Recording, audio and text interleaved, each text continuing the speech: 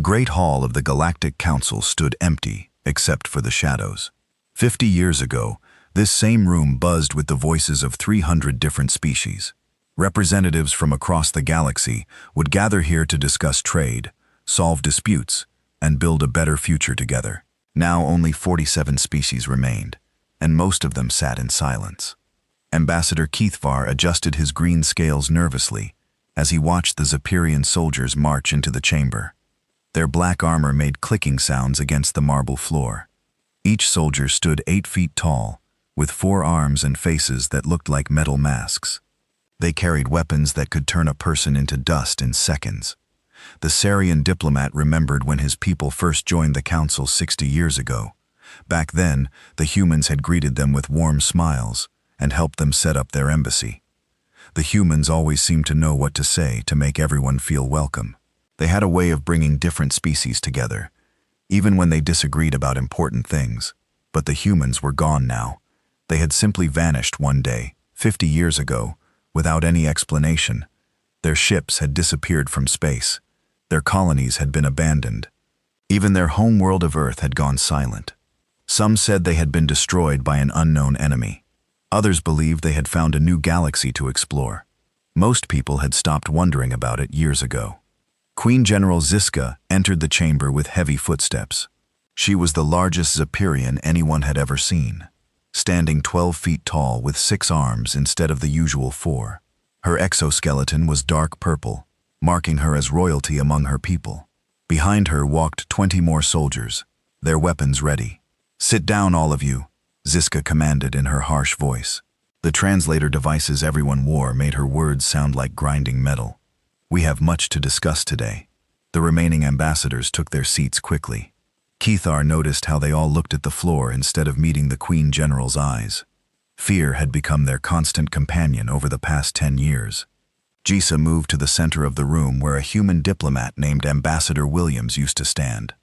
Williams had been a small woman with gray hair, but somehow she had commanded respect from everyone. She could calm down angry Zahirians and convince stubborn crystalline beings to change their minds.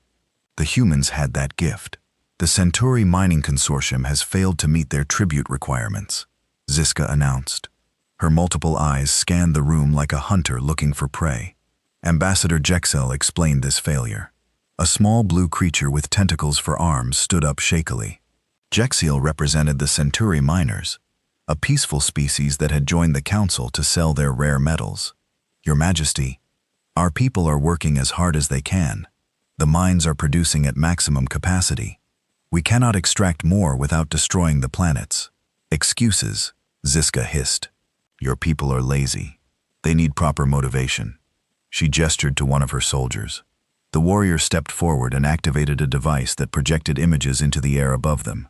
The pictures showed Centauri workers in metal cages, digging with their bare hands, while Zephyrian guards watched over them. "These are your new work sites," Cisco explained with satisfaction. "Much more efficient than your old methods. Production has increased by 200% since we implemented proper supervision." Jex's tentacles trembled. "Those are slave camps. You promised the council that you would only provide security assistance." "I provided exactly what your people needed," the Queen General replied coldly. "Results." Cathar felt sick looking at the images. He remembered when the Zephyrians first appeared in council space 15 years ago. They had seemed aggressive, but not necessarily evil. Their representatives claimed they only wanted to help maintain peace and order in the galaxy. Many species tired of constant small wars and pirate raids had welcomed the offer. The Zephyrians had been clever about their conquest. They never attacked directly. Instead, they offered protection services to smaller species. When pirates threatened trade routes, Zephyrian ships would arrive to drive them away. When disputes arose between neighboring worlds, Zephyrian mediators would step in to find solutions. Slowly, species became dependent on them. Then the bills started arriving. Protection services cost money. Mediation required payment. Species that could not pay found their protection withdrawn at convenient moments. Pirates would attack just days after Zephyrian ships left the area. Disputes would flare up again without Zephyrian mediators. The message became clear: pay or suffer, Ambassador Keithvar. Ziska's voice cut through his thoughts. Your people have been discussing reduction of their security contributions. This concerns us. The Sarian diplomat stood slowly.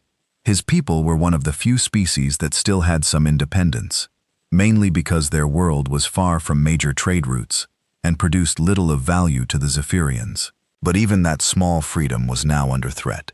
The Saurian collective has never missed a payment, Cather said carefully.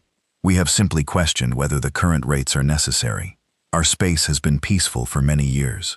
Peace exists because we maintain it, Ziska replied.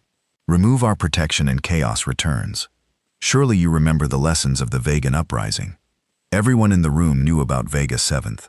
The small farming world had tried to declare independence from Zephyrian protection 3 years ago. Within a month, their crops had been destroyed by a mysterious plague. Their water supplies had been contaminated by unknown toxins. Pirates had attacked their shipping routes daily. The planet had surrendered and agreed to triple tribute payments within 6 weeks. The Zephyrians claimed they had nothing to do with Vega 7's problems. They said they were simply too busy with other duties to provide protection. But everyone knew the truth. The timing had been too perfect to be coincidence. Of course, Your Majesty, Cathar said quietly. The Saurian collective values your protection highly. Good. Caesar turned to address the entire assembly. Now we come to the main purpose of today's gathering. Several species in the Outer Rim have been refusing our protection offers. They claim they can defend themselves. This is unacceptable. She gestured again, and new images appeared. These showed star maps with dozens of systems marked in red. Kev recognized some of them. The resonance crystals of Alter, the cloud dancers of the nebula region, the tree sheepards of the forest worlds, all peaceful species that had avoided major contact with galactic politics for centuries. These worlds will accept proper protection within 30 days, Cisa announced. Those that refuse will be classified as rogue systems and dealt with accordingly. Ambassador of the Crystal Collective stood up. The crystalline being body reflected light and patterns that showed distress. Your Majesty, many of these species have never even joined the Galactic Council. They are not subject to our authority. Authority comes from strength, Cisco replied. We are strong enough to bring order to chaos. They are too weak to resist. Mathematics is simple. Keith watched the faces around the room. He saw fear, but also something else. Anger, disgust, the same emotions he felt building in his own chest. But what could they do? The species that had tried to resist the Zephyrians had been crushed quickly and brutally. Those that survived were now examples for others. The meeting continued for another 3 hours. More tribute demands, more threats disguised as protective offers, more systems marked for integration into the Zephyrian sphere of influence. By the time Ziska dismissed them, the galaxy had grown smaller and darker. As the ambassadors filed out of the chamber, Cathar noticed several empty seats. The representatives of 6 species that had attended the last meeting were missing today. He did not need to ask what had happened to them. Some had fled to the Outer Rim. Others had simply stopped coming, knowing their voices no longer mattered. Walking back to his embassy, Keithvar passed through the old human district. The buildings stood empty, their windows dark. Dust covered the signs that once advertised human restaurants and shops. Nature was slowly reclaiming the carefully maintained gardens. He stopped at the memorial that someone had built for the missing humans. It was simple, a stone marker with words in several languages. They brought us together, it said in Standard Galactic. We hope they found peace among the stars. Looking at those words, Cathar felt something he had not experienced in years. Hope. Not because he believed the humans would return. That was impossible after 50 years. But because he remembered what the galaxy had been like when they were here. The humans had not been the strongest species. Their ships were not the fastest, and their weapons were not the most powerful. But they had possessed something that made them different. They had refused to accept that might made right. When bullies appeared, humans stood up to them. When the weak needed protection, humans provided it without asking for payment. Most importantly, the humans had taught other species to work together. Before they arrived, the galaxy had been divided into thousands of small groups, each suspicious of the others. The humans had convinced them that cooperation made everyone stronger than they could ever be alone. Now those lessons seemed forgotten. The Zephyrians had proven that fear was more powerful than hope. They had shown that individual species could not stand against organized strength. The galaxy was learning to accept that freedom was less important than safety, even if that safety came with chains. But in the deepest part of space, far from the Zapparian patrols and council politics, something was watching. Automated stations that had been silent for 50 years continued their patient observations.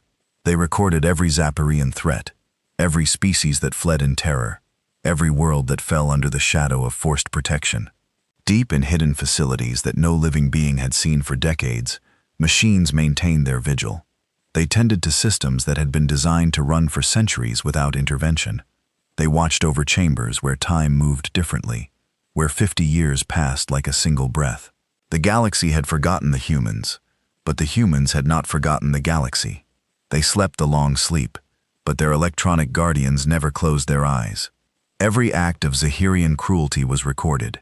Every species that suffered was noted. Every world that needed help was marked for future reference. In the deepest vaults, where even the machines rarely went, quantum computers processed information at speeds that would have amazed the greatest scientists.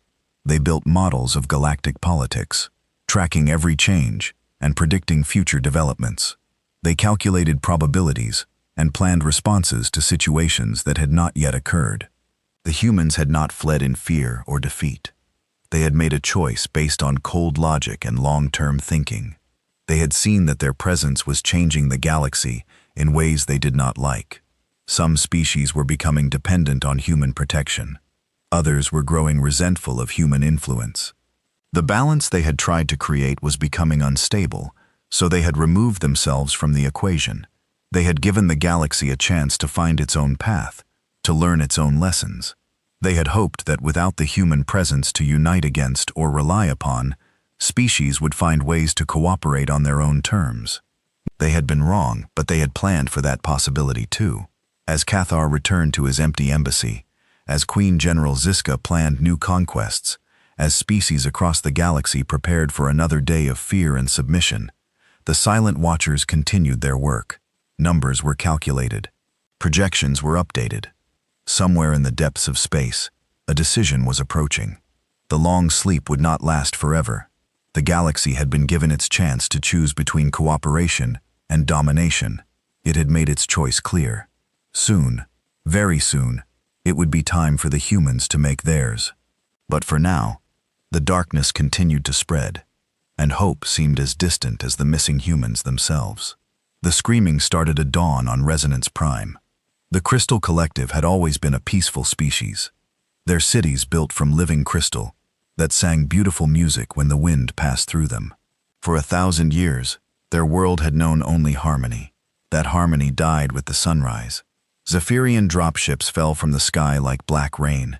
They landed in perfect formation around the major crystal cities, their engines scorching the delicate mineral gardens that the resonance had tended for centuries. Within hours, the singing crystals were silent, replaced by the harsh mechanical sounds of Zephyrian war machines. Ambassador watched the invasion from his office in the council chambers, 200 light-years away. The communication feed from his homeworld showed Zaharian soldiers herding his people into containment areas. The crystalline beings offered no resistance. Violence was unknown to their culture. They simply did not understand what was happening to them. "Your people are learning the benefits of proper organization," Queen General Ziska said from behind him. She had entered his office without permission, as was her custom. Now privacy was another concept that the Zafarans were eliminating from the galaxy. "You promised them protection," Beltar said without turning around. His crystalline body had turned dark gray, a sign of deep distress among his kind. "You said they only needed to accept council authority. They are being protected," Ziza replied with amusement. "Protected from their own inefficiency. Your people spent too much time singing and not enough time working. We are correcting that imbalance on the screen." Zephyrian engineers were installing massive mining equipment among the crystal formations. The ancient songs that had taken millennia to perfect were being destroyed in minutes.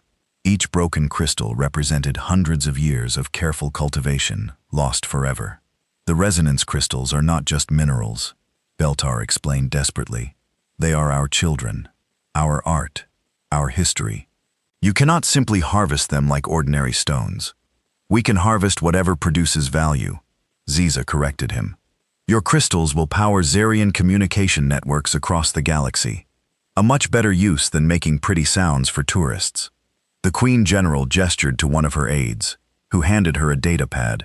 She studied it briefly, then smiled in the way that made other species' blood run cold. The Nebula Dancers have also accepted our offer of protection, she announced. They were very reasonable once they saw what happened to the Crystal Collective. Veltar knew about the Nebula Dancers. They were beings of living gas who existed in the cloud formations between stars. They had never harmed anyone, never even made contact with most galactic civilizations. They simply danced among the cosmic dust, creating patterns of beauty that could be seen from space. What could you possibly want from them? Beltar asked. Their knowledge of stellar navigation, Ziza explained. They understand space currents better than our best scientists. With their guidance, our ships will travel faster than ever before. Military applications are endless. The Zephyrans had become masters of finding military applications for everything. Art became propaganda. Science became weapons research. Even philosophy was twisted into methods of population control. They took the best qualities of other species and turned them into tools of conquest. 3 months later, Ambassador Keithvar sat in an emergency meeting with the few remaining independent species. The gathering was small and secret, held in a forgotten conference room, deep in the council complex. Only 12 ambassadors attended, representing the last free voices in the galaxy. We cannot continue like this, whispered Ambassador Thelna of the Tree Shepherds. Her people were plant-like beings who had spent thousands of years growing vast forests on dead worlds. The Zephyrians are demanding that we convert our forest worlds into industrial complexes. They want to use our trees as raw material for their shipyards. At least your people still exist, said Ambassador Vorak bitterly. His species, the Storm Riders, had tried to resist Zahirian expansion 6 months ago. They had been brave fighters, using their natural ability to control electrical energy as weapons. It had not mattered. The Zephyrians had simply targeted their breeding grounds with biological weapons. Only a few thousand Storm Riders remained, scattered across the galaxy as refugees. Cathar looked around the small group and saw his own fear reflected in their faces. These were the survivors, the species that had been too small, too far away, or too useful to be completely destroyed. But their time was running out. Has anyone heard from the Outer Rim colonies? He asked quietly. The worlds that fled council space? The answers came in whispers and shaking heads. The Free Haven colony had gone silent 2 weeks ago. The Independent Mining Consortium had stopped all communications. Even the notorious pirate bases that operated beyond council authority had vanished without explanation. They are hunting down everyone who refuses to submit, Thelma said. Distance means nothing to them. They have ships we have never seen before, technology that makes their old vessels look primitive. It was true. The Zafran fleet had grown enormously over the past year. New ship designs appeared regularly, incorporating technologies stolen from conquered species, crystal-powered engines from the Resonance Collective, navigation systems based on Nebula Dancer knowledge, weapons that used Storm Rider electrical techniques. Each conquest made them stronger. We need help, Vorak said desperately. Someone has to stop them before they control everything. Who? Cathar asked. What species in the galaxy has the strength to challenge them now? They have absorbed the best qualities of dozens of civilizations. Their military grows stronger every day. The room fell silent. Everyone knew the answer, but no one wanted to say it out loud. There had been one species that might have stood against the Zephyrans, one civilization that had never feared a fight when freedom was at stake. But the humans were gone, lost to history and legend. Sometimes I wonder what really happened to them, Thelma said softly. The humans, they just disappeared so suddenly. No explanation, no goodbye, nothing. Does it matter? Vorak replied harshly. They abandoned us when we needed them most. They ran away and left us to face this alone. Keithvar shook his head. The humans never ran from anything. That is what made them so dangerous to their enemies and so valuable to their friends. If they disappeared, they had a reason. Maybe they saw what was coming, suggested Ambassador Lindar of the Water Dancers. Her species had avoided conquest by agreeing to provide the Zephyrians with water purification services. It was degrading work for beings who had once created oceanic art forms, but it kept them alive. Maybe they knew that species like the Zephyrians would eventually rise to power, and they did not want to be part of it. Or maybe they found something more important than the Council, Thelma added. A new galaxy to explore, or enemies that threatened all life everywhere. The speculation continued, but Kethvar stopped listening. He had heard all these theories before. Everyone had their own explanation for the human disappearance. The truth was that no one knew what had happened, and after 50 years, most people had stopped caring. The humans were just another extinct species, like so many others throughout galactic history. But late at night, when the fear kept him awake, Cathar would remember stories his grandfather had told him about the human warriors, how they never retreated when protecting their friends, how they would fight against impossible odds if they believed their cause was right, how they had a saying, "We do not abandon our own." If that was true, then why had they abandoned the galaxy? The next day brought news that made everyone's theories meaningless. The Zephyrians announced that they were dissolving the Galactic Council completely. The pretense of cooperation was over. From now on, all species would report directly to Zephyrian administrators. The council chambers would be converted into military headquarters. Queen General Ziska made the announcement personally, standing in the same spot where hundreds of species had once gathered to discuss peace and cooperation. Her soldiers lined the walls, their weapons clearly visible. The message was unmistakable. The age of diplomacy was over. "The council has served its purpose," she declared. "It brought different species together, so we could identify their strengths and weaknesses. Now we will use that knowledge to build a proper galactic order." She gestured to the empty seats around the chamber. Most species no longer bothered sending representatives. There was no point in attending meetings where your voice did not matter. "Some of you may feel sad about this change," Zyka continued. "You remember when this room was full of noise and argument? You think that was better than the peace we have brought. You are wrong." Her multiple eyes scanned the few remaining ambassadors. Each gaze felt like a physical weight, pressing down on their spirits. Arguments create conflict. Conflict creates war. War creates suffering. We have eliminated argument. So we have eliminated suffering. This is progress. Keith wanted to stand up and scream that she was wrong. Argument was not the enemy of peace. It was the foundation of understanding. When different species could express their views freely, they could find solutions that worked for everyone. When only one voice was allowed to speak, that voice became the definition of truth, whether it was right or wrong. But he remained silent like all the others. Speaking out now would only result in his people joining the growing list of extinct species. The ceremony continued, with the formal reading of new regulations. But all interstellar travel required Zephyrian permits.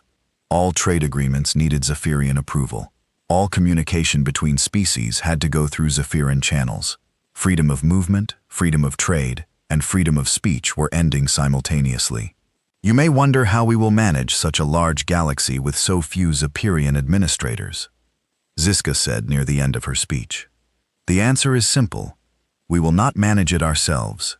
Each species will police its own people according to our guidelines.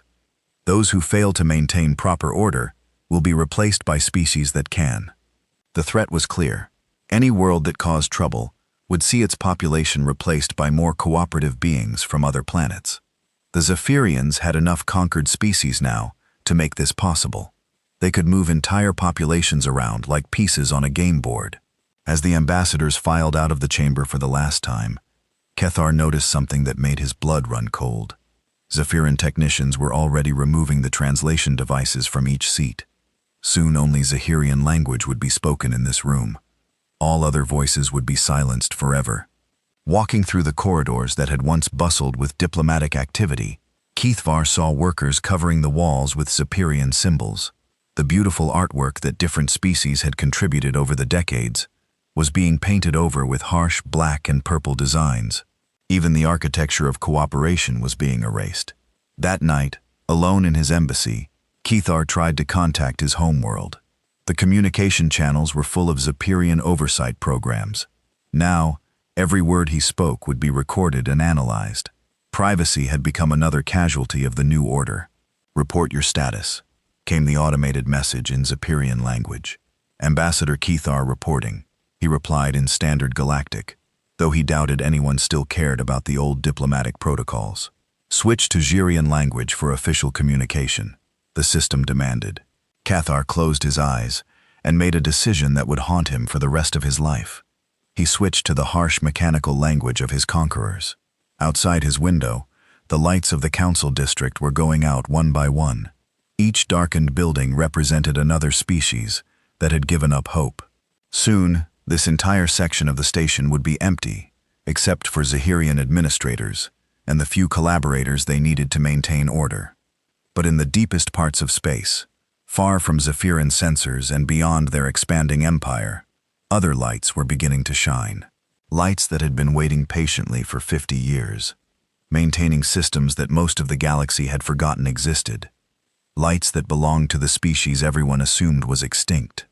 The humans had been watching. They had seen every conquest, recorded every atrocity, and calculated the cost of every Zephyrian victory. Their electronic guardians had been patient observers, but patience was not the same as inaction. Deep in their hidden facilities, machines were beginning to activate systems that had been dormant for half a century. The galaxy had made its choice between freedom and security. It had chosen to accept chains in exchange for safety. The humans had given everyone the opportunity to prove that cooperation was possible without their guidance. That experiment had failed completely. Soon, very soon, it would be time to remind the galaxy what real strength looked like when it was used to protect the innocent, instead of enslaving them. The Zephyrians had spent 50 years learning how to conquer through fear.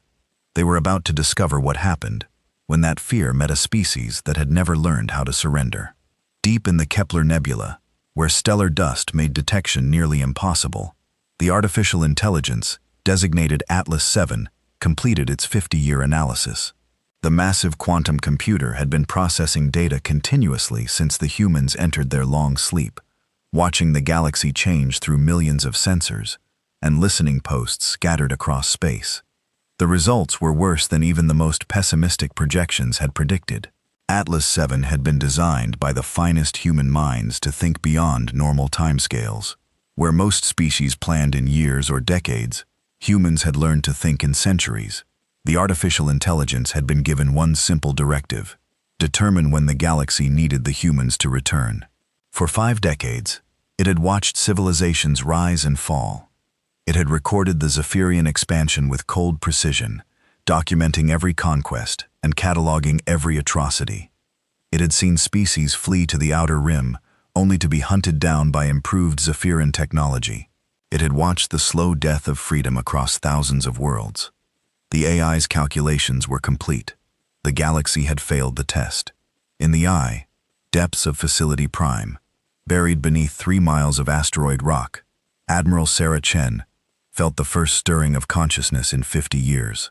The cryo chamber around her began its revival sequence with a soft hum that had been silent since she had last closed her eyes in 2387. She had been 45 years old then, a career military officer who had never expected to live to see the year 2437. The awakening process was gentle, but thorough. Nanomachines in her bloodstream began repairing the minor cellular damage that even the best cryo systems could not completely prevent. Her brain chemistry was carefully rebalanced, as neural pathways that had been dormant for half a century slowly came back online. Chen's first conscious thought was a question. How long? 50 years, 3 months, and 16 days, replied the facility's AI, in a voice she recognized.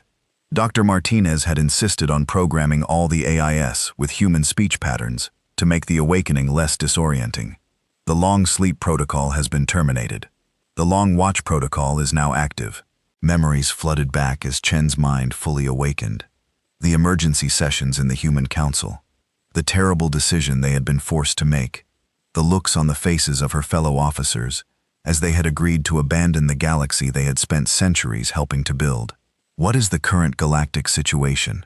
She asked as the cryo chamber opened with a soft hiss of equalizing pressure. Severe degradation of cooperative institutions, the AI replied. The Zephyrian Empire now controls approximately 78% of Council space. Resistance has been eliminated or driven to the outer rim. The Galactic Council has been dissolved. An estimated 43 species have been rendered extinct since our departure. Chen stepped out of the chamber on unsteady legs. Her body remembered how to move, but 50 years of inactivity left her feeling weak and disoriented. Around her, hundreds of other chambers were beginning their own revival sequences. The sounds of machinery and returning life filled the vast underground facility. "Show me the strategic overview," she ordered. The walls around her transformed into a three-dimensional display of the galaxy. Chen had studied similar maps before entering cryosleep, but this one was painted in the harsh colors of conquest. Zapharan territory appeared in dark purple, spreading across the map like a disease. The few remaining free systems showed as tiny green dots scattered around the galactic rim. The Sarian Collective still maintains nominal independence, the AI continued. However, they are completely dependent on Zapharian protection services. The Crystal Collective has been enslaved for resource extraction. The Nebula Dancers have been forced into navigation service. 17 species have been relocated from their home worlds to serve Zaharian industrial needs. Chen studied the map with the eyes of someone who had spent 30 years planning for this exact scenario. The humans had not disappeared randomly. Every aspect of their withdrawal had been carefully calculated to give other species the best possible chance of maintaining peaceful cooperation. They had removed themselves as a potential threat that other species might unite against. They had eliminated human military power that some civilizations had become dependent on. They had given the galaxy space to grow and develop its own solutions to conflict. The experiment had been a complete failure. "Activate Revival Protocol 7, Chen ordered. "Begin awakening senior staff and department heads. I want a full briefing in 6 hours." Around her, the facility came alive with activity.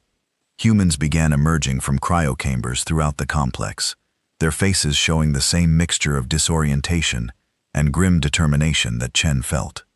These were not ordinary colonists or civilians. Every person in Facility Prime was a specialist, selected for their expertise in warfare, diplomacy, or administration. Chen walked through corridors that had been empty for 50 years, past rooms full of equipment that had been maintained by automated systems throughout the long sleep. She paused at a window that looked out into space, where stars that had seemed distant when she went to sleep now felt like old friends welcoming her home. "Admiral Chen." The voice belonged to Colonel Torres, her former chief of staff. He looked exactly as she remembered him, preserved by the same cryo systems that had kept her young. Only his eyes showed the weight of what they had all given up to make this plan work. "It's good to see you, Miguel," Chen replied. "How are you feeling?" "Like I went to sleep 50 years ago and woke up in a nightmare," Torres answered honestly. "The briefing files are terrifying. The Zephyrians have conquered more territory than the old hegemony wars ever touched." Chen nodded grimly. The hegemony wars had been the last great galactic conflict before humans joined the Council. They had lasted 300 years and left entire sectors uninhabitable. The humans had helped create the Council system specifically to prevent such conflicts from happening again. "The difference is that the hegemonies fought each other," Chen pointed out. "The Zephyrians have no opposition. They've created the first true galactic empire in recorded history." Other senior officers began arriving in the briefing room. General Park, who had planned defensive strategies for 100 different species. Captain Rodriguez, the best intelligence officer in human space. Dr. Yates, who understood alien psychology better than most aliens understood themselves. Each face showed the same shocked comprehension as they absorbed what had happened during their long sleep. "How did we get it so wrong?" asked General Park. Her specialty had been predicting military threats, and she looked personally offended that the Zephyrians had exceeded her worst-case projections. "Our model suggested they would be aggressive, but nothing like this." Dr. Yates pulled up psychological profiles on the main display. "We underestimated their ability to adapt and learn. The Zephyrians we studied 50 years ago were brutal, but limited in scope. These new ones have incorporated the best strategies and technologies from every species they've conquered. They're not the same civilization anymore. They've evolved," Chen realized. "They started as simple predators, but conquest has made them into something much more dangerous." They've learned to use other species' strengths against them. Captain Rodriguez not in agreement. According to the intelligence files, they've created a perfect system of control. They don't destroy species anymore. They absorb them. Every conquest makes them stronger and gives them new capabilities. Chen studied the strategic display again, looking for weaknesses in the Zephyrian position. Their territory was vast but thin in places. Their supply lines stretched across enormous distances. Their conquered species might be controlled, but that control required constant attention and resources. What about resistance movements? She asked. There have to be underground groups fighting back. Minimal and ineffective, Torres reported. The Zephyrians learned from early mistakes. They relocate entire populations to break up cultural connections. They mix species together so no group can organize effectively. They use conquered species as administrators for other conquered species, creating artificial divisions. Divide and conquer, Chen said. One of the oldest strategies in history, but they've perfected it. Dr. Yates highlighted sections of the psychological analysis. The most disturbing part is how they've convinced most species that resistance is hopeless. They've created a culture of submission that reinforces itself. People believe that Zephyrian rule is inevitable, so they don't even try to fight back. Chen had seen this before in human history. Totalitarian systems that made their own existence seem like natural law. The key to breaking such systems was proving that resistance was possible, that the seemingly invincible enemy could be defeated. How many facilities like this one are still operational? She asked. 17 confirmed, 3 more probable, Torres replied. Total human population in cryosleep is approximately 2 million military personnel and specialists, plus another 8 million civilians in deep space colonies. 10 million humans against a galactic empire that controlled billions of beings across thousands of worlds. The odds seemed impossible, but Chen remembered that humans had faced impossible odds before. They had a talent for turning disadvantages into advantages. What about our industrial base? She continued. Production capabilities extensive. Colonel Martinez reported he had been in charge of the automated manufacturing systems that had been operating throughout the long sleep. Our shipyards have been producing vessels and equipment continuously for 50 years. We have a fleet of approximately 12,000 ships of various classes, all incorporating improvements developed during your absence. Chen felt the first spark of hope since awakening. 12,000 ships was not a large fleet by galactic standards, but human technology had never been about quantity. Human engineers had always focused on making every ship, every weapon, and every soldier as effective as possible. "Show me the new designs," she ordered. The display filled with technical specifications that made Chen's eyes widen. The ships looked like nothing she had ever seen before.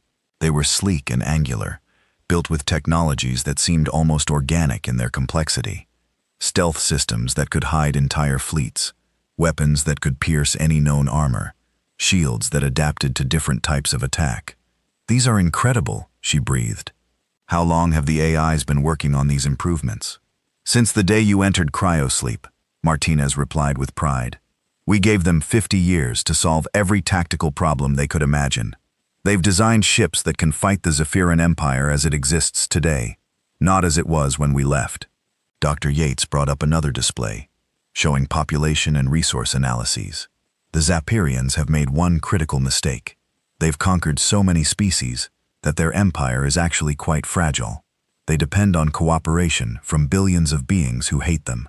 If that cooperation breaks down, the entire system could collapse. "But how do we break it down?" Torres asked. "The conquered species are scattered and demoralized.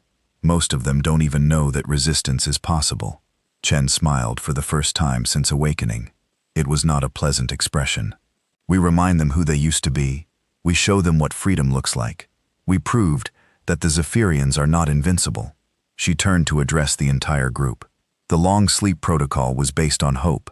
We hoped that other species would learn to cooperate without our guidance. That hope was misplaced. The long watch protocol is based on something more reliable." "What's that?" asked General Park. "The knowledge that when peaceful cooperation fails, sometimes violence is the only way to restore justice." Chen replied. "The Zephyrians have spent 50 years learning how to conquer through fear. Now they're going to learn what happens when that fear meets a species that never forgot how to fight for what's right. Around the room, faces that had shown despair began to show determination. These were humans who had given up 50 years of their lives to protect a galaxy that had forgotten them. They had awakened to find that galaxy enslaved and broken, but they were still alive, still free, and still capable of fighting back. "Begin Phase 1 of the Long Watch Protocol," Chen ordered. "Start with reconnaissance and intelligence gathering. I want to know everything about current Sarian capabilities and weaknesses. Then we begin reminding the galaxy that freedom is still possible." In facilities across human space, similar scenes were playing out. Admirals and generals awakening to find their worst nightmares realized. Scientists and engineers discovering that their automated systems had spent 50 years preparing for war. Diplomats learning that diplomacy had died while they slept. The humans were back, and they were not the same species that had left. 50 years of careful planning and preparation had forged them into something new. They had always been warriors when necessary, but now they were warriors with a purpose that transcended their own survival. The galaxy had chosen submission over freedom. It had accepted chains in exchange for safety. But the humans had never learned to accept injustice, no matter how powerful the forces that enforced it. The Zephyrians had created the perfect galactic empire. They were about to discover that perfection was just another word for brittleness, and that even the mightiest structures could shatter when struck by someone who remembered what they were fighting for. The first sign that something had changed came on a Tuesday morning in Zephyrian space. Commander Vexi was reviewing supply reports from the Centauri mining operations when his communication systems went completely silent. Not damaged or jammed, but simply quiet, in a way that made his exoskeleton crawl with unease. "Communications officer," he barked to his subordinate. "Why are we not receiving updates from Mining Station 7? The younger Zetherian checked his instruments nervously. "Sir, all communication channels are functioning normally. Mining Station 7 is simply not responding to our calls." Vex. These forearms tapped against his command chair in irritation. Mining Station 7 processed rare metals essential for Zephyrian ship construction. Any interruption in production would reflect poorly on his performance record. And Queen General Ziska had been executing commanders who disappointed her lately. "Send a patrol ship to investigate," he ordered. "I want answers within the hour." The patrol ship reached Mining Station 7 minutes later. The facility appeared normal from the outside. Its lights were on, its equipment was running, and its defensive shields were operational. But when the patrol ship tried to dock, they found the station's communication arrays had been surgically removed. Not destroyed by weapons fire, but carefully disconnected by someone who understood exactly how Zephyrian technology worked. Inside the station, they found the Zephyrian guards unconscious, but unharmed. The Centauri workers were missing, along with all the processed metals from the past month. Security recordings showed nothing but static during the 12-hour period when the theft had occurred. Similar reports began reaching Zephyrian command centers across the galaxy over the following weeks. Supply convoys would arrive at their destinations to find their cargo holds empty, though the seals had never been broken. Communication relays would fall silent for hours before resuming operation, with no explanation for the interruption. Patrol ships would report sensor ghosts that appeared and disappeared too quickly to identify. Queen General Ziza listened to these reports with growing fury. Her empire had run with perfect efficiency for years, and now mysterious technical failures were occurring daily. Worse, the failures seemed to be getting more sophisticated. How do supply containers disappear from sealed cargo holds? She demanded of her chief engineer. How do communication arrays vanish without triggering any security alerts? Engineer Prime Colvin studied the data with obvious confusion. "The techniques being used are beyond our current understanding, Your Majesty. Whoever is responsible has technology we have never encountered." "Technology from which species?" Ziska asked dangerously.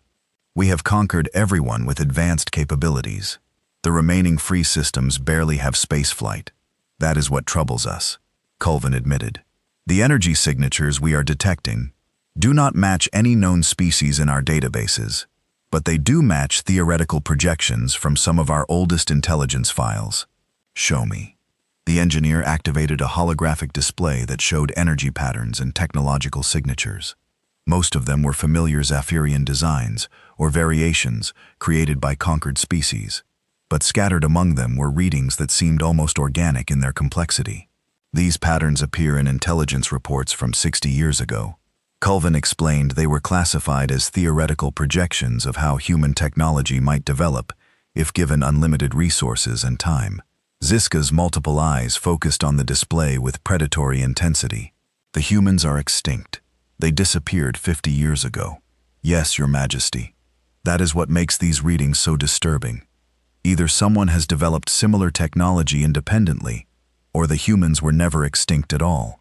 Ziska finished the possibility, sent chills through her exoskeleton. Human warriors had been legendary for their stubbornness and refusal to surrender. If they had been hiding for 50 years, preparing for revenge, the Queen General's fears proved justified 3 days later. Ambassador Keithvar was packing his belongings when the announcement came. With the Galactic Council dissolved, there was no point in maintaining a Saurian embassy. His people had been ordered to report to their new Zaharian administrators within the week. He was sealing the last container of documents when every screen in the building activated simultaneously. The displays had been shut down for days, but they turned on by themselves, all showing the same image. It was a flag that Cathvar had not seen for 50 years.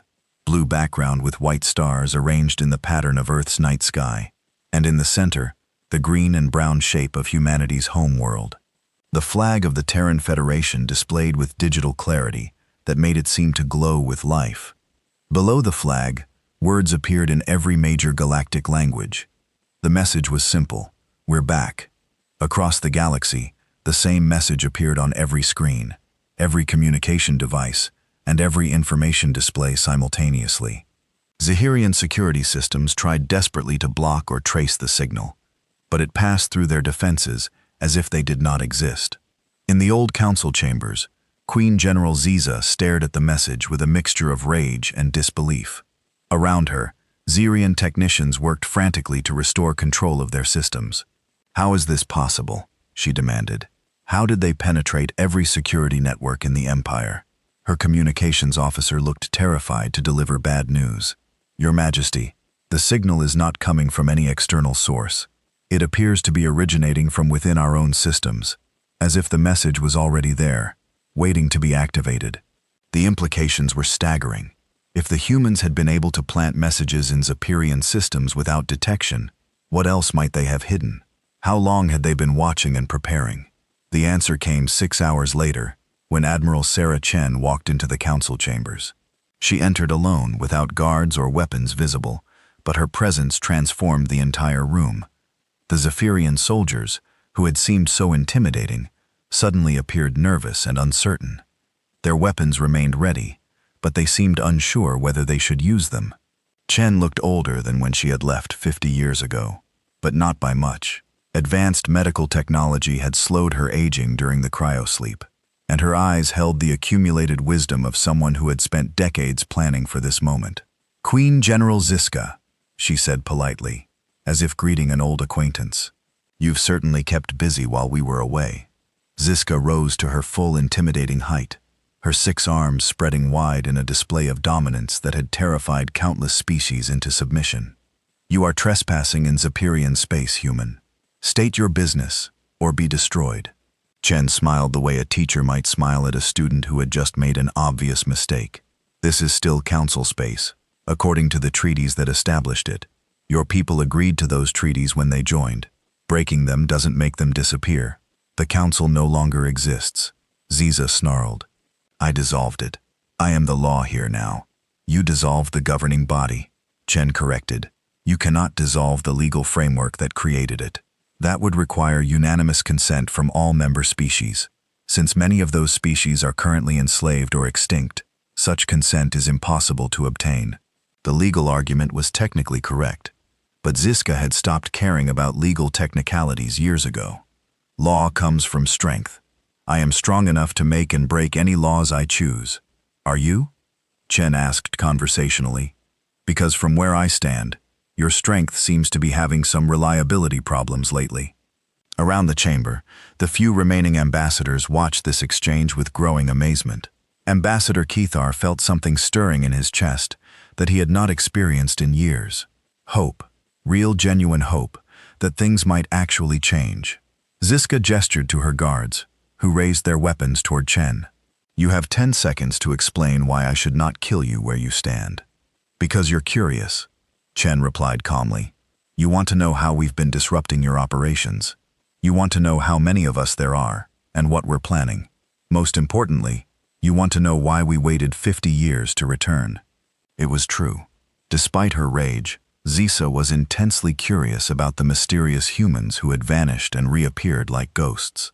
Her scientific mind wanted answers, even as her warrior instincts demanded violence. You have 5 minutes, she said finally. Speak quickly. Chen nodded and activated a small device that projected images into the air above them. The first image showed the galaxy as it had been 50 years ago, with human territory marked in blue and council space in various other colors. When we left, we had identified you as a potential threat, Chen explained. Your species showed aggressive tendencies that might destabilize the galactic community, but we also recognized that our presence was becoming part of the problem. The display changed to show polling data and political analyses from the time of humanity's departure. Other species were becoming dependent on human protection, or resentful of human influence. Our involvement was preventing the galaxy from learning to solve its own problems. So you ran away, Zisa said with contempt. We gave you a chance, Chen corrected. We removed ourselves from the equation to see if the galaxy could develop stable cooperative institutions without external pressure. We hoped that species would learn to work together for mutual benefit. The display now showed the progression of Zeparian expansion over the past 50 years. You failed that test completely. Instead of cooperation, you chose domination. Instead of building something better, you destroyed everything we had worked to create. Caesar's exoskeleton rattled with anger. We brought order to chaos. We eliminated the weakness that made species vulnerable to stronger predators. You became the predator, Chen replied. You proved that without someone watching, some species will always choose to take rather than build, to destroy rather than create. The Queen General leaned forward, her massive form looming over the human admiral. And what do you think you can do about it now?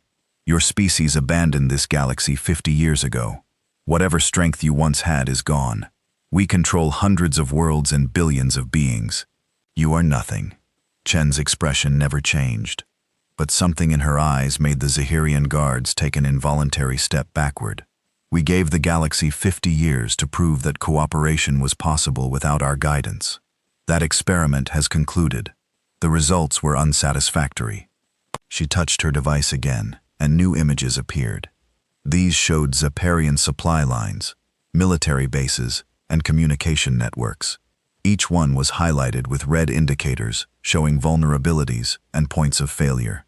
While you were conquering the galaxy, we were studying you. Every move you made, every strategy you employed, every technology you stole from other species. We've spent 50 years learning everything about how your empire works. The images became more detailed, showing the exact locations of critical infrastructure and the precise timing of supply deliveries. It was information that should have been impossible for outsiders to obtain. We know about the biological weapons you used on the Storm Riders, Chen continued. We know about the forced relocations that broke up resistance movements. We know about the quotas that keep your conquered species too busy to organize. We know everything. Ziza felt the first stirring of real fear. The level of intelligence that the humans had gathered was beyond anything she had thought possible. They knew secrets that even some of her own officers were not aware of. Knowledge is not strength, she said, but her voice lacked its previous confidence. Isn't it? Chen asked. Then why are your supply convoys experiencing mysterious failures? Why are your communication networks suffering random interruptions? Why are your most secure facilities reporting impossible security breaches? The Queen General's multiple eyes widened as understanding dawned. You have been responsible for the technical problems. We've been conducting reconnaissance, Chen confirmed, testing your defenses, identifying weak points, preparing for the possibility that diplomatic solutions might not be sufficient. She gestured to her device one final time, and the display showed a simple message. 10 seconds. 10 seconds until what? Zisika demanded. Chen looked at her watch and smiled. Until you learn the difference between conquest and victory. Throughout Zephyrian space, supply depots that had been operating normally suddenly found their storage bays empty. Communication relays that had been functioning perfectly went completely silent.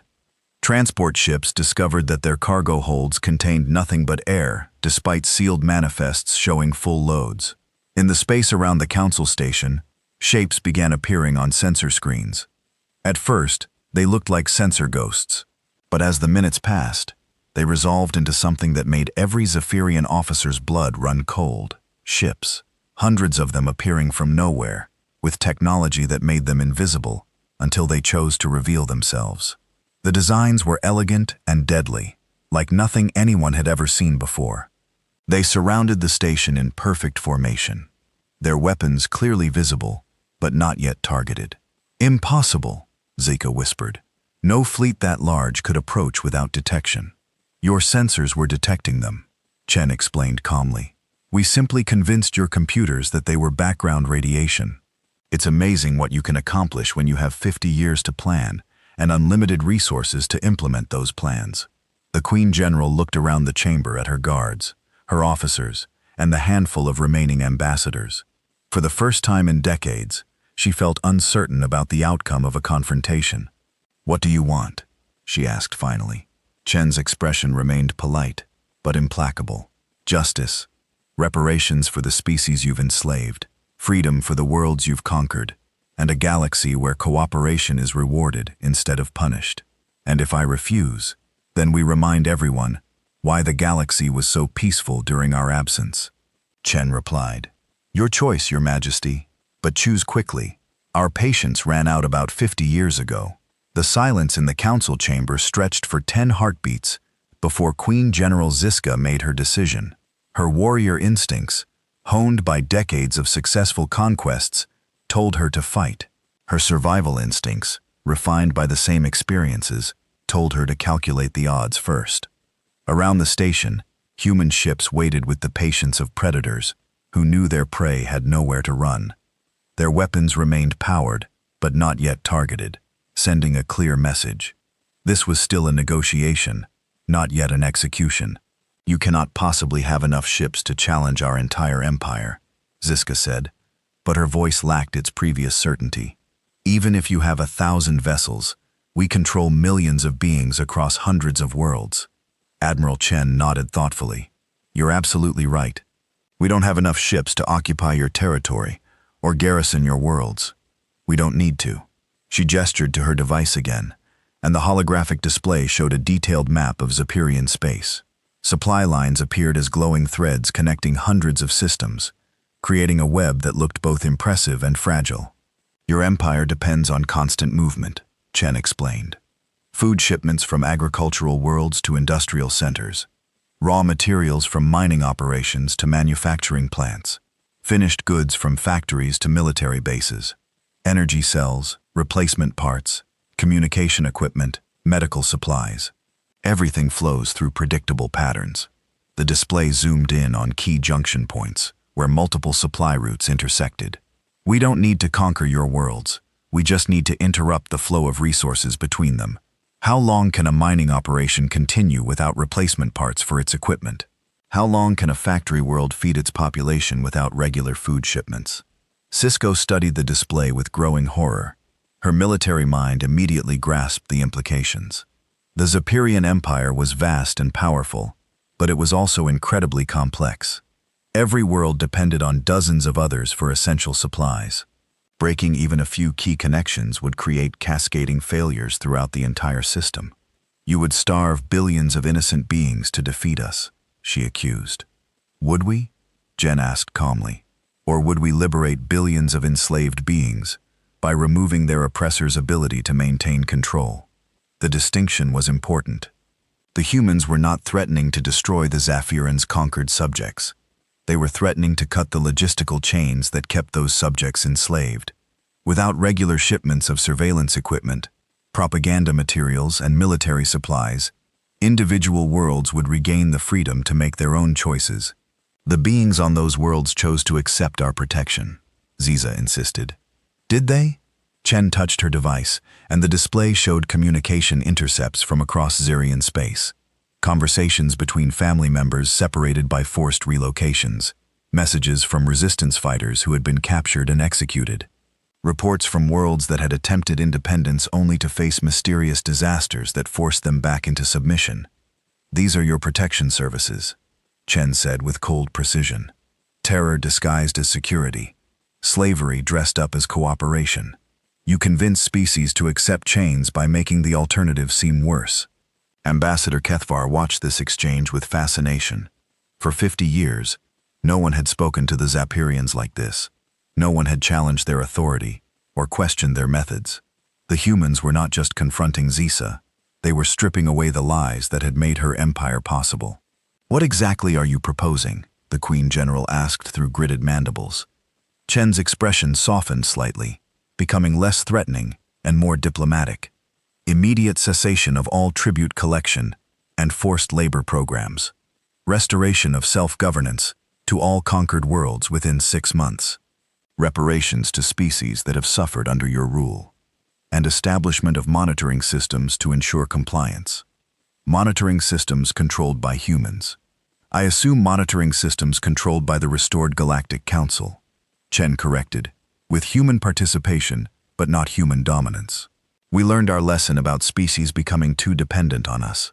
The offer was more generous than Ziska had expected. Complete surrender would have meant the destruction of her species' military power, and possibly their government. This proposal allowed the Zapirans to maintain their independence, while forcing them to give up their empire. "And if we refuse?" she asked. Chen looked genuinely sad. "Then we implement what we call the Strangler Protocol.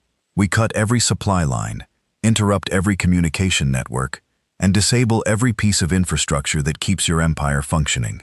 We don't destroy it. We just make it impossible to maintain." She paused, letting the implications sink in. "Your people will survive, but your empire will collapse into thousands of isolated worlds, each struggling to maintain basic civilization without external support. It will take centuries to rebuild, if it ever happens at all." The choice was clear. Accept a negotiated surrender that preserved Zapirian civilization, or face a slow strangulation that would reduce them to a collection of primitive worlds. For a species that had built its identity around conquest and expansion, either option was devastating. But as Ziska looked around the chamber at the faces watching her, she realized that the choice was not really hers alone. Her officers were calculating the same odds she was. Her soldiers were wondering if their weapons would be effective against human technology. Even her most loyal subordinates were beginning to question whether continued resistance was wise. "I need time to consult with my government," she said finally. "Of course," Chen agreed. "You have 48 hours to discuss the terms with your superiors. After that, we begin implementation of whatever solution seems most appropriate." The Queen General straightened to her full imposing height one last time. "Do not mistake our consideration for weakness, Admiral Chen. The Zephyrian Empire has faced challenges before." "I'm sure you have," Chen replied politely. "But you've never faced a challenge from a species that spent 50 years studying your every weakness, while building technology specifically designed to exploit them. This isn't a war, Your Majesty. It's an intervention." The distinction was both subtle and profound. Wars were fought between equals with uncertain outcomes and acceptable losses on both sides. Interventions were conducted by superior powers to correct unacceptable situations. The humans were not offering the Zetherians a chance to fight for victory. They were offering them a chance to surrender with dignity. Over the following 2 days, frantic communications passed between the Council Station and Zapirian High Command. Military analysts studied the human fleet and reached terrifying conclusions about their technological capabilities. Intelligence officers tried desperately to locate other human forces and found only empty space where logic said reinforcements should be waiting. The breakthrough came when Zaparian scientists analyzed the energy signatures from the human ships.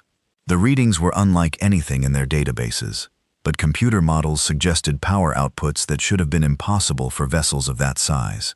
If the projections were correct, each human ship was potentially more powerful than an entire Zephyrian battle group. The final decision came from the Zapirian High Council itself. Faced with the choice between negotiated surrender and potential extinction, They chose survival over pride. Queen General Zisa returned to the council chambers exactly 48 hours after Chen's ultimatum. Her posture was different now, less dominating and more respectful. She had spent 2 days learning that her empire was built on foundations of sand, and that a species she had dismissed as extinct possessed the power to wash those foundations away. "The Zephyrian Empire accepts your terms," she announced formally. "We will begin withdrawal from occupied territories immediately and establish reparation protocols within 30 days.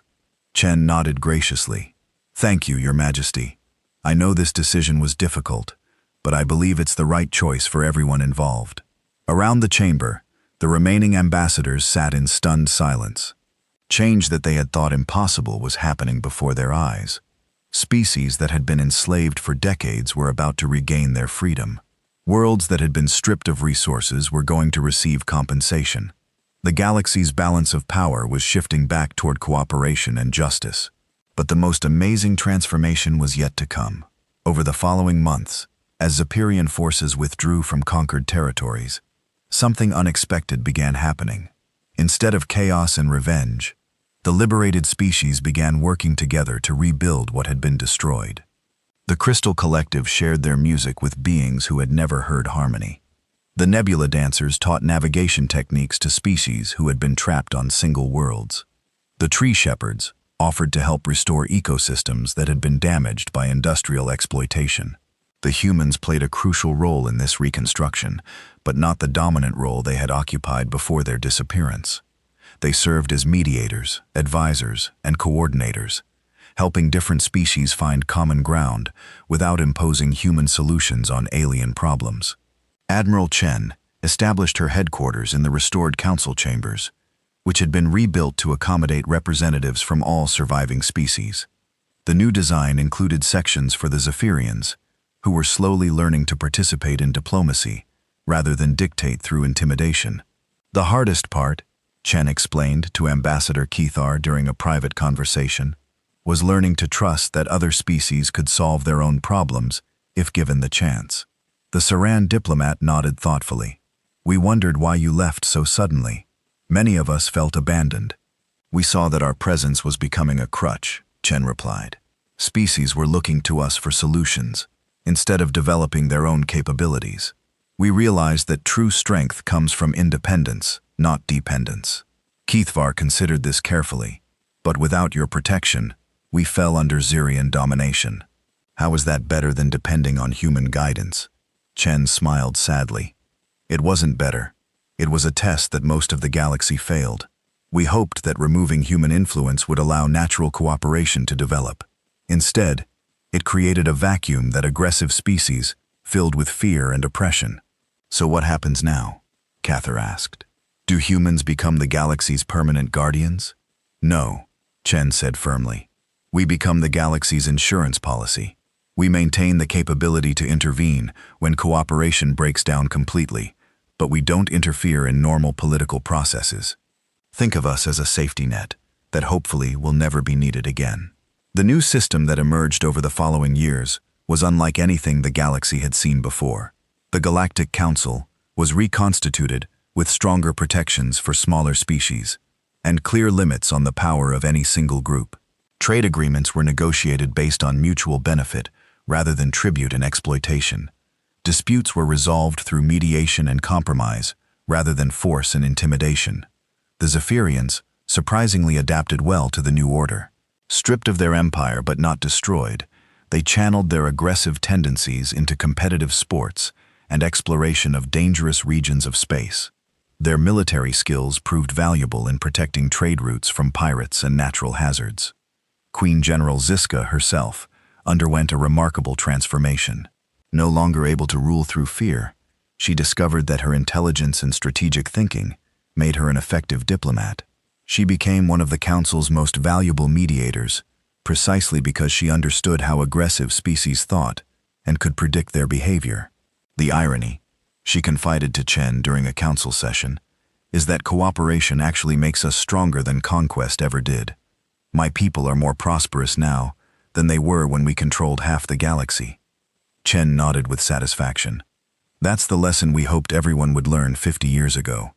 Building something together creates more value than taking something apart. But the humans' greatest achievement was not the restoration of peace or the establishment of justice. It was the creation of a system that could survive without them. The new galactic order did not depend on human power or wisdom. It was built on principles that any species could understand, and institutions that everyone could participate in. 5 years after the return, Admiral Chen stood in her office, looking out at the bustling council district. Ships from dozens of species moved through the space lanes in peaceful commerce. Beings who had been enemies under Zaharian rule were now partners in joint ventures. The galaxy was not perfect, but it was free. Admiral Colonel Torres entered with the daily briefing files. The Long Watch monitoring systems are all reporting normal activity. No signs of emerging threats or destabilizing conflicts. Chen accepted the reports but did not immediately read them. Miguel, do you ever wonder what would have happened if we had stayed 50 years ago instead of leaving? Torres considered the question seriously. The galaxy probably would have remained peaceful, but it would have been a different kind of peace, more dependent on us, less capable of maintaining itself. And when we eventually died or moved on, it would have collapsed anyway. Chen concluded. Sometimes the kindest thing you can do is let someone learn from their own mistakes, even when those mistakes cost billions of lives. Chen's expression grew heavy. That's the burden of having the power to intervene. Every time you choose not to act, you become responsible for what happens afterward. But every time you do act, you prevent others from learning to act for themselves. She turned back to the window, watching a group of young beings from different species playing together in one of the station's parks. They were too young to remember the Zafirian Empire or the terror it had brought. To them, cooperation was normal, and freedom was a given. The galaxy passed its test eventually, she said quietly. It just took longer than we hoped, and cost more than we wanted to pay. In her final log entry before stepping down as fleet commander, Admiral Chen wrote, "The long sleep protocol has been officially terminated. The long watch protocol will continue indefinitely, but with minimal interference in galactic affairs. We have learned that freedom cannot be given. It must be earned. Justice cannot be imposed. It must be chosen. And peace cannot be enforced. It must be built by those who will live within it. The galaxy is free again, not because we freed it, but because it chose freedom over fear. That choice makes all the difference. That choice makes it permanent. We remain ready to help when asked, to defend when threatened, and to intervene when all other options have failed. But we will never again make the mistake of believing that our solutions are better than everyone else's, simply because they are ours. The humans are back, but more importantly, everyone else is back too. Back to the difficult, messy, beautiful work of building a civilization worthy of the stars. The galaxy had learned its lesson. The humans had learned theirs too. And in that mutual education lay the foundation for a peace that could last forever, because it belonged to everyone who had fought to achieve